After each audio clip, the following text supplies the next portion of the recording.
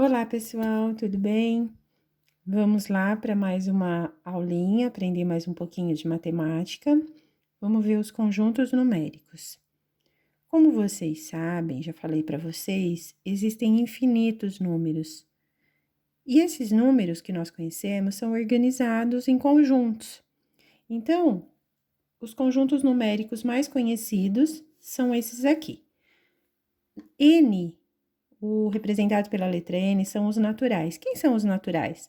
Os naturais são aqueles números que aprende-se já desde os primeiros anos de vida para contar as coisas, né? Então, seria o 0, 1, 2, 3 e assim por diante. Aí, esse conjunto dos naturais, ele aumentou um pouquinho.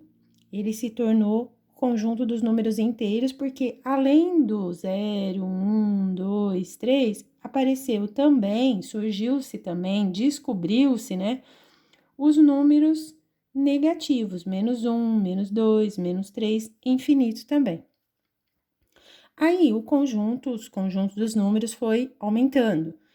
Surgiu, descobriu-se, apareceu também os números racionais, que são representados pela letra Q.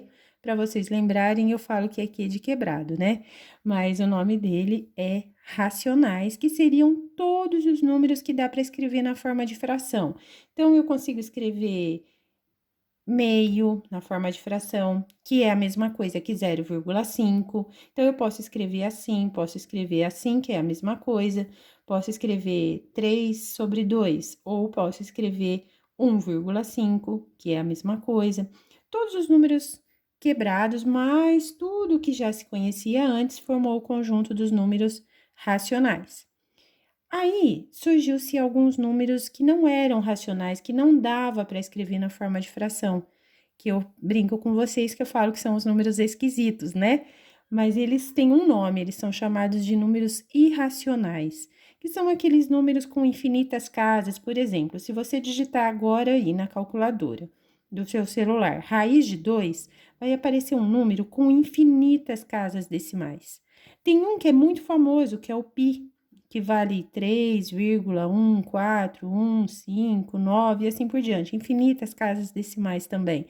Esses números, as raízes que não são exatas, alguns números especiais com infinitas casas decimais que não dá para escrever na forma de fração, são chamados de irracionais.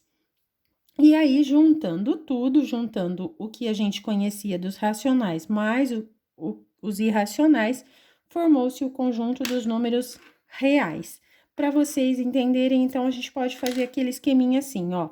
Era um conjunto pequenininho que se chamava naturais. Ele aumentou porque surgiu os negativos e ficou se chamando conjunto dos números inteiros.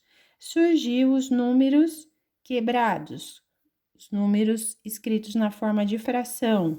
Então, o conjunto aumentou novamente e passou a se chamar racionais.